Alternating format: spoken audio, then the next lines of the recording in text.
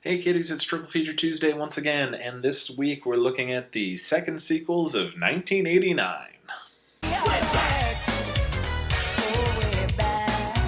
I was watching UHF the other day with the commentary and Weird Al bemoaned the fact that UHF did not set the world on fire and noted the other movies that were coming out that summer as, part of the reason why not. And when you look at it, it's kind of absurd. But what I noticed was that there was, in the top 10 highest grossing movies of 1989, there are at least three second sequels. This is second installments. Our menu is going to include Ghostbusters 2, Back to the Future 2, and Lethal Weapon 2. You're probably wondering, as I did, what was the secret ingredient or, thing in the environment, in the air of 1989 that made these movies so successful? Was it that the previous films were so immensely popular that, people were dying for more? Was it the A-list cast between, all of the Ghostbusters? Michael J. Fox and Christopher Lloyd, Mel Gibson, Danny Glover coming back for Lethal Weapon 2? Or was it that they're action-packed movies that are just beautiful popcorn fun? And I watched them all in succession, and I figured it out. The secret ingredient to all of them? You guessed it. Mary Ellen Trainor! While there are many that guys, this is a that girl. You know Mary Ellen Trainor. She's been in every movie that you liked as a kid, if you're my age. 33. Shut up. She was Mikey's mom in The Goonies. She was the mom in Monster Squad.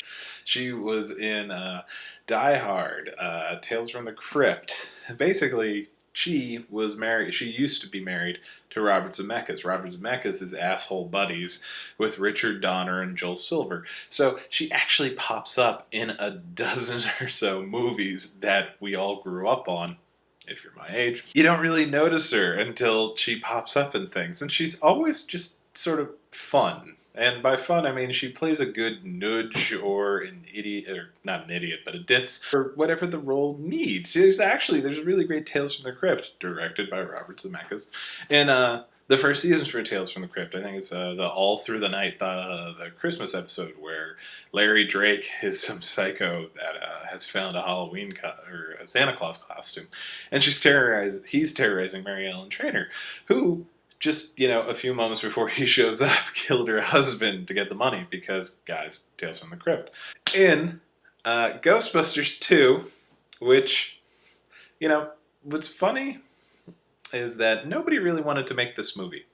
And by nobody, I mean Harold Ramis, Dan Aykroyd, Ivan Reitman, and Bill Murray really didn't want to make this movie at all. But the first one made a shit ton of money, and then the cartoon made a shit ton more money. And so they kind of had to. And by kind of had to, it sort of shows. Now, please, don't interpret this the wrong way. I love Ghostbusters 2. I really, really do. Because it's more Ghostbusters with all the original Ghostbusters. I mean, we grew up on this. It's fucking Ghostbusters. But Ghostbusters 2 is not a great movie. A lot of comedy movies go this route with their sequels where they, in fact, just remake the first movie, plot point for plot point, with new jokes and a new bad guy.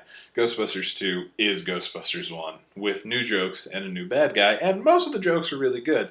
But, I don't know, it felt more designed for a younger audience, which makes sense because the cartoon was such a big hit. I know I loved it. But it's just a weaker film. In the beginning of the film, Ray and Winston are going around doing birthday parties to make money on the side because, well, they can't make money as Ghostbusters anymore. Ray has an occult bookstore. You never really find out what Winston's been doing in his off time. Probably, redefining pie or something brilliant because Winston's Zetamore, baby. The mother hosting the birthday party is Mary Ellen Trainor. And she's just there for a second, kind of beleaguered. Also of note, the kid that tells the Ray and Winston that his dad thinks they're full of shit is played by Jason Reitman, playing Jason, the son of Ivan Reitman, the director. And It's kind of just a momentary thing, which Mary Ellen Trainor, she's like a ninja. She comes in, she does her part, and then she leaves the movie. But she's always good in it. As was Ghostbusters 2.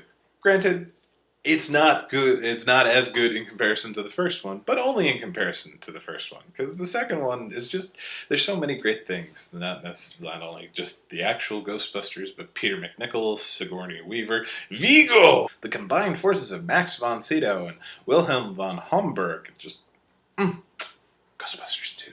Good times. Back to the Future 2. Oh my god. See, now Back to the Future 2. This is a different school of thought in how to do your sequel. Now, granted, the original film was sci-fi, but the sci-fi wasn't the biggest point of the movie. It was all about, finding out about your parents and, helping your parents get together. The sci-fi angle, it's there at the beginning of the film and there at the end of the film, but the actual movie itself is more just kind of a teen drama. No, not drama, but more comedy and hijinks and stuff. Back to the Future 2 is a legit hardcore sci-fi film with time travel, paradoxes, trips to the future, flying cars, and all sorts of stealth missions and everything. It's just, what a movie. What makes it even better is that it almost makes fun of sequels rehashing the first movie by literally going into the first movie and coming at the whole first movie from a different angle. And what's great is that, with the exception of like maybe one shot, I think, the whole movie, the whole Back to the Future 2 scenario of a second Marty and Doc Brown running around 1955 works. Because, you didn't see it from that angle. You don't know who's there. There could have just been somebody there. And I almost wish there was a fourth Back to the Future where there was like a third set because we had to go back to 1955 again. It's so clever and just a technical masterpiece. And keep in mind, this is, Robert Zemeckis. This is like right after Who Framed Roger Rabbit. And it's almost as if he said, that was tough, but we can do something harder. And let's do like a movie that's set in the future for a half hour. The 2015 sequence, maybe 20 minutes of the whole movie. No, it's more like a half hour. Special effects extravaganza of composite shots and, tweaking and just rebuilding sets. Oh, Back to the Future 2. Mary Ellen Trainor is in Back to the Future 2. And I never noticed this until I actually was looking this up for this triple feature. She's one of the police officers that picks up Jennifer in the future. You don't really notice her because her hat is pulled down so far you can't see anything. It's just this. She's there for a few seconds, she drops Jennifer off, and then she leaves. But, oh my god. I watched all of these this week, just in rapid succession. And Back to the Future 2, people. Man, we were not worthy of such an incredible film.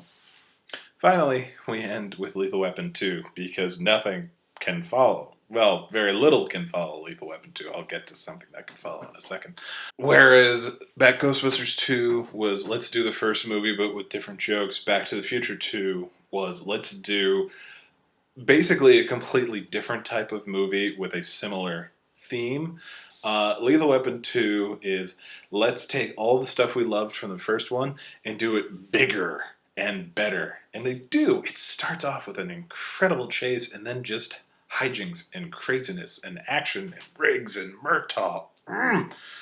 Mary Ellen Trainor, of course, probably her most recognizable role of the three movies is the police psychiatrist. She's in all of the Lethal Weapon movies and is always trying to get Riggs to open up and, not be insane and or a danger to others because, they're all on the police payroll.